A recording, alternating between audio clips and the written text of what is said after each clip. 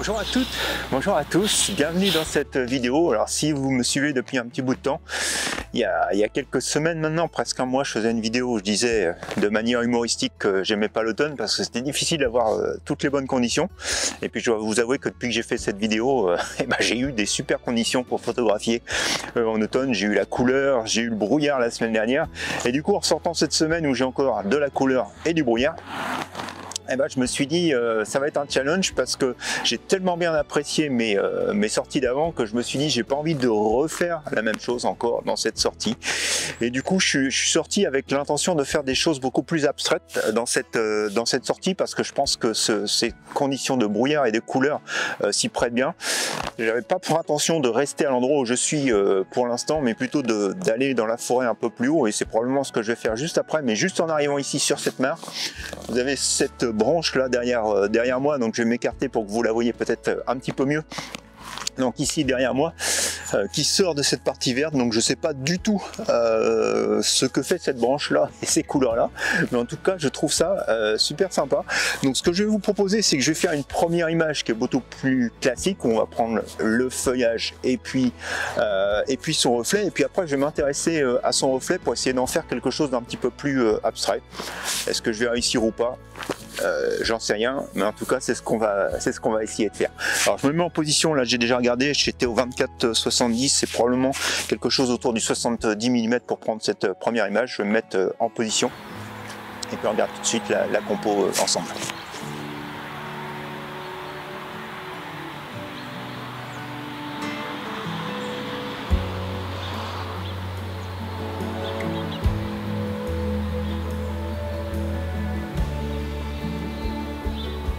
J'étais en train de me mettre en position, et puis j'avais déjà amené mon pied, mais je regardais comme d'habitude à m'enlever ce que je pouvais faire, et puis je me suis aperçu en faisant mes pré-réglages que là avec un diaphragme donc, qui était aux alentours de 6.3 à ISO 100, j'avais une vitesse de 1 centième.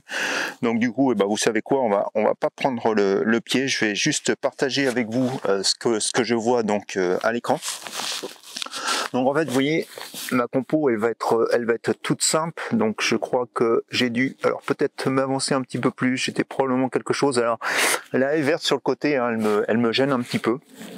Mais en tout cas, je vais être obligé de la laisser. Je vais prendre la rive qui va nous guider aussi un petit peu dans l'image.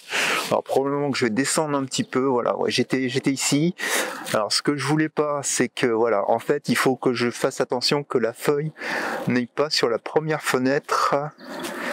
Et que je voudrais, voilà exactement comme ça, vous voyez, pour dégager les fenêtres. Alors même si je pense qu'il va falloir que je m'écarte encore un tout petit peu, voilà, même si en fait j'ai pris un diaphragme volontairement justement de 6.3 pour la rendre un peu floue. Donc là je suis au 80e à ISO 100. Donc vous voyez, je vais pouvoir prendre une image à main levée. Donc je fais la mise au point sur l'arbre et ses couleurs. Donc on est plutôt bien là au niveau des lignes directrices avec la rive. On est bon sur le cadrage. Alors le problème c'est que vous voyez, j'ai quelques feuilles là dans le bas qui me gênent un peu. Donc soit je vais les dans Photoshop je vais les retirer, ou soit tout simplement je vais cropper pour les retirer plus tard. Ça je vais voir. Mais je suis plutôt bien là sur mon cadrage. Je prends l'image. Alors je vais quand même regarder si je cadre un petit peu plus pour retirer les feuilles. Ouais, je suis moins sûr, donc je vais peut-être m'avancer en fait. Réélargir ma compo. Ouais, voilà, probablement qu'ici ça m'évitera de jouer avec Photoshop ou de recropper. J'aurai quelque chose probablement d'un petit peu plus symétrique. Alors j'ai plus forcément la deuxième fenêtre, je vais essayer quand même de pas me foutre à l'eau. La mise au point, 1/80e, un peu plus de rive. Hop. Je vais quand même regarder. Alors vous m'avez peut-être perdu là sur la deuxième image. Je vais quand même regarder que mon image est nette sur les feuilles. Bon écoutez, c'est plutôt pas mal. La fenêtre dans le fond est bien, mais arrive peut-être un petit peu trop dans l'angle. Bon, ça va. Mais en tout cas voilà, je suis satisfait. Et donc ce qu'on va regarder, c'est maintenant s'amuser avec le reflet. Et là, probablement que je vais mettre le pied, parce que ce que je vais essayer, c'est d'aller chercher des vitesses lentes. Donc là, je me mets en position pour le reflet, je sors le pied, et puis on regarde tout de suite après pour l'image.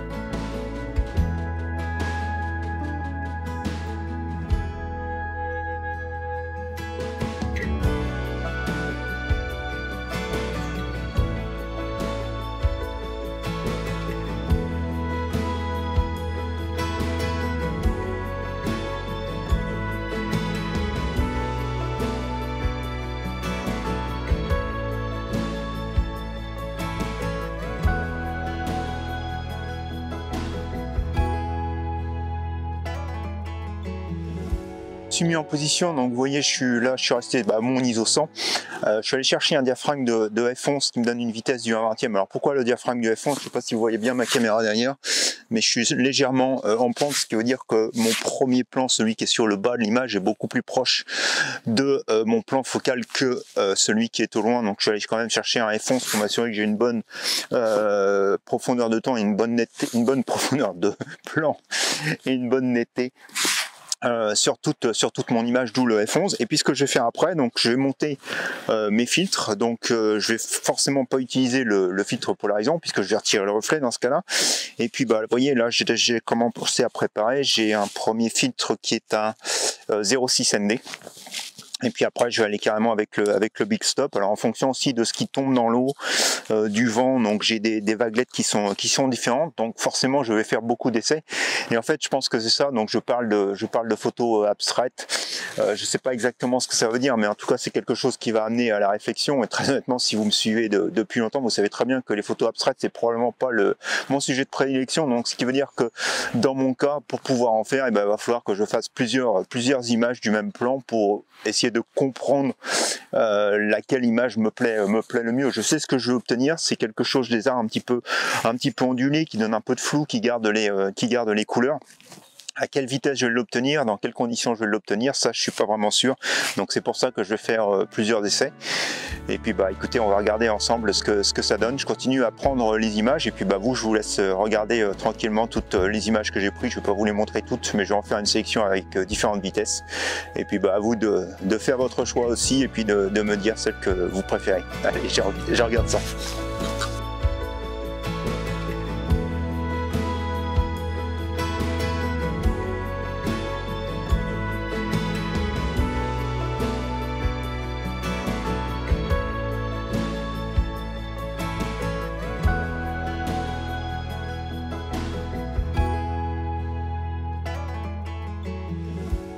Vous avez vu les images, quelques petites précisions. Donc quand j'ai utilisé mon Big Stop, alors forcément quand vous le mettez dans le porte-filtre, il faut qu'il soit au plus proche de la lentille, puisque derrière, vous savez, il a des petits trucs en mousse justement pour éviter que la lumière puisse pénétrer. J'ai aussi protégé le dessus de mon filtre.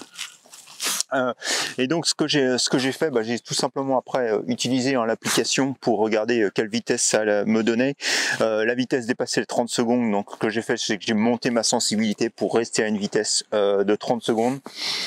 Moi, je suis pas convaincu de l'effet, du moins là pour l'instant. Après, je sais pas si je l'aurais retenu dans ma sélection. Probablement que je vais d'ailleurs la retenir juste pour vous montrer cette image avec un temps long.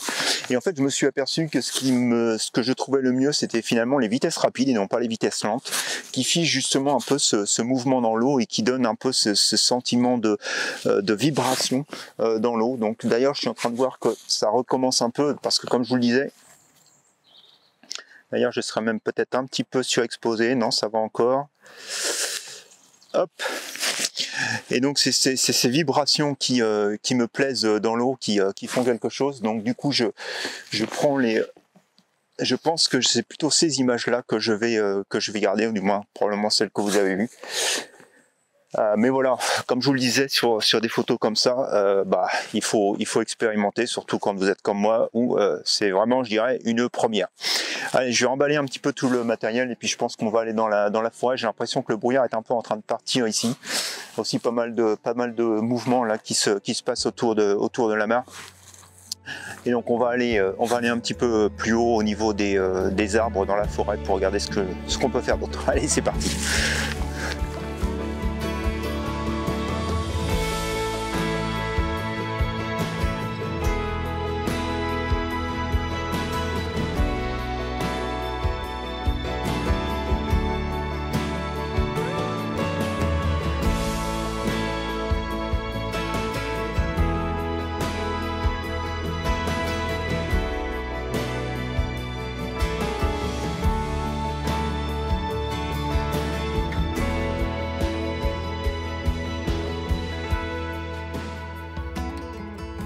Alors, qui dit photo abstraite pour moi dit forcément photo expérimentale, parce que comme je vous expliquais juste avant, je n'ai vraiment aucune expérience là-dedans.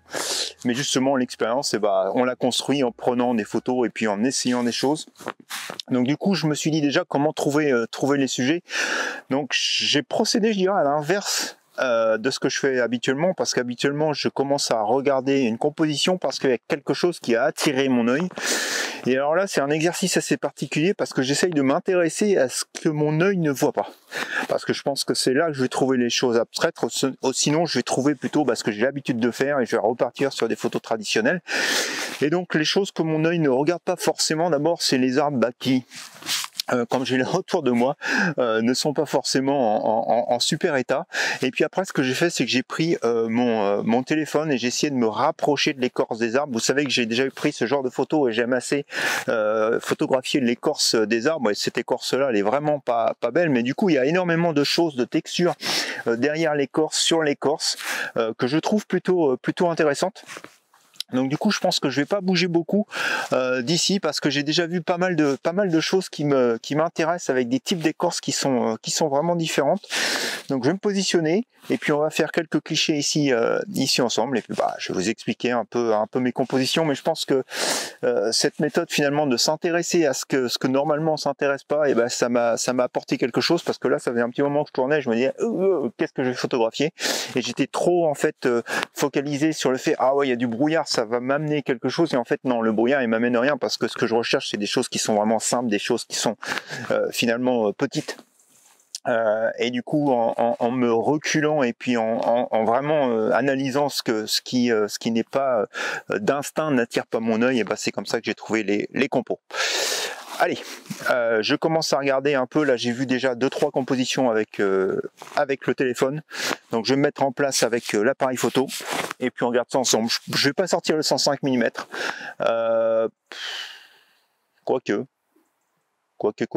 Non, je vais rester avec le 70 parce que j'ai peur un peu avec les profondeurs de champ. Je vais rester au maximum avec le 70 et si vraiment je trouve que c'est pas assez, je vais sortir le 105 mm. Vous m'avez souvent entendu dire que les meilleures positions pour prendre les photos sont pas forcément les plus simples, et ça se confirme encore aujourd'hui. Si vous regardez, donc en fait j'ai monté le 105 mm, j'ai pris une première image au 24-70 mm, je trouve que je suis encore trop large, et donc on arrive à apprécier ce que je suis en train de photographier. Alors apprécier dans le sens, on arrive à reconnaître ce que je suis en train de photographier. Bon, en plus forcément, puisque je fais l'image en même temps et je vous l'explique, mais je vais vous la montrer à l'écran. Et donc du coup, en regardant les choses et puis en m'approchant de plus en plus, j'ai trouvé qu'il y a des petites structures qui sont vraiment intéressantes, comme celle que je suis en train de vous montrer ici à l'écran. Et donc cette structure, justement, j'ai décidé de me rapprocher et j'ai décidé de partir avec le 105 mm. Donc je suis parti sur du f11. Alors je me rappelle plus trop bien la vitesse. Ouais, je suis sur du 1/5e. Je suis resté au ISO 100. Et vous voyez, j'ai vraiment essayé de cadrer serré. Donc je suis assez proche. J'ai effectivement dans le fond, si vous regardez bien, il y a comme une petite fissure dans l'arbre. Donc forcément le fond va être flou, mais ça me dérange pas trop. Tous ces genres de petits œufs ou je sais pas, ou de sciures qui sont sur le dessus du bois, elles vont être nettes. Donc c'est ça vraiment que je veux prendre en photo. Et donc du coup je vais rester là. Alors j'aime bien aussi ces mélanges de couleurs, de brun, de blanc. Je trouve que ça apporte quelque chose à l'image. Donc du coup voilà une composition qui est relativement simple.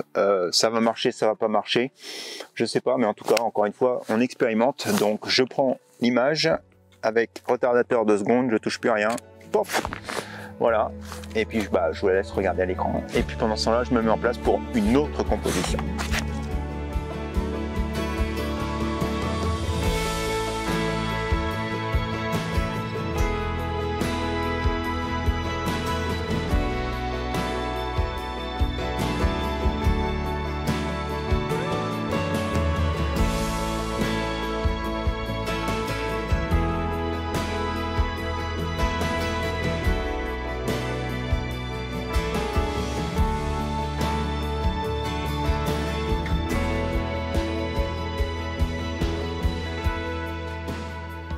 j'étais ici, je me suis tourné à 90 degrés, je me suis rapproché donc là de l'écorce et il y a un tout petit trou dedans et je sais pas, il y a des choses qui m'attirent au niveau des couleurs, au niveau des formes et des textures.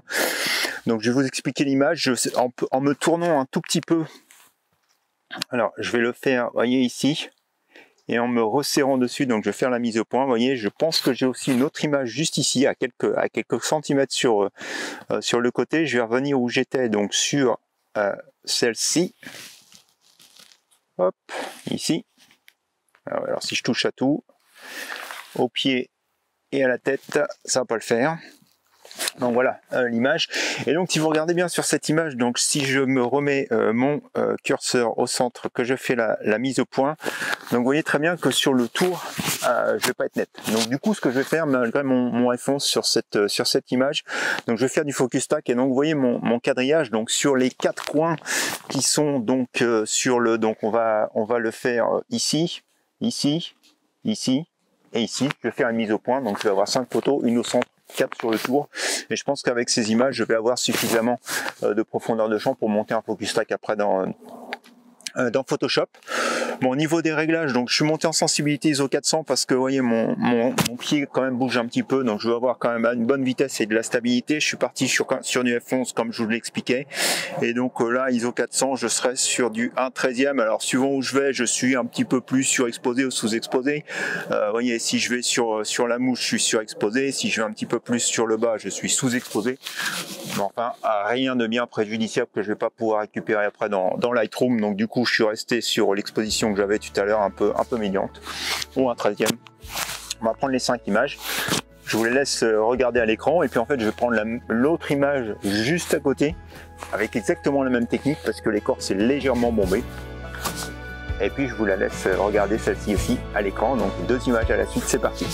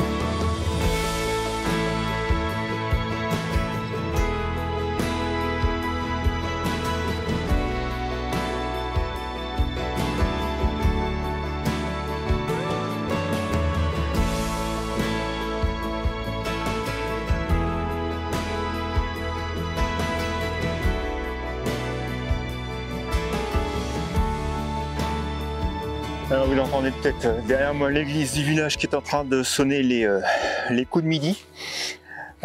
J'ai encore pris plusieurs images. Bon, je vous ai pas expliqué les compos, j'ai pas fait beaucoup de focus stack, j'ai fait finalement des compositions relativement simples. Je vais vous en mettre une dernière à l'écran juste après la conclusion. À vous de me dire ce que vous voyez dans cette image. Je pense que je vais faire un développement en noir et blanc, ça vous donnera un petit peu moins d'indices sur ce que pourrait être cette image. Mais en tout cas, voilà, je me suis bien amusé. J'espère que vous êtes bien amusés aussi avec moi. Donc, c'était super intéressant. Je pense que c'est quelque chose aussi à faire. Et je suis pas déçu finalement d'avoir expérimenté quelque chose et puis de m'être intéressé à autre chose que ce que j'ai l'habitude de m'intéresser, surtout ici sur les photos en automne où tout de suite on est intéressé sur les feuilles. En plus ici, bah, il y a quand même pas mal de brouillard, donc ça aurait pu être aussi quelque chose qui aurait attiré mon œil. Et je regrette pas parce que quand je regarde autour, je pense que le brouillard est pas assez épais. Je suis pas dans le même type de forêt que la semaine dernière pour avoir des choses assez intéressantes avec des longues perspectives. Donc du coup de m'être intéressé sur des choses beaucoup plus proches et beaucoup plus intimiste, je sais pas si c'est le mot, mais en tout cas des choses de proximité et des choses qui habituellement ne tirent pas forcément mon œil. Et bah, je suis super content. Je sais pas ce que vont donner les images, mais en tout cas je me suis amusé à prendre les images et c'est ce qui est vraiment le plus important avant tout, c'est de prendre du plaisir à faire de la photographie et j'ai pris du plaisir aujourd'hui à faire de la photographie. Donc voilà, bah écoutez, si vous aussi vous avez pris du plaisir à regarder la vidéo, vous connaissez la petite musique, un petit pouce en l'air, n'hésitez pas à la partager, à la commenter. Et puis il me reste plus qu'à vous souhaiter donc une bonne semaine, mercredi pour le tuto matériel et puis sinon dimanche prochain pour de nouvelles expériences photographiques. Allez, bonne fin de semaine à vous. Au revoir.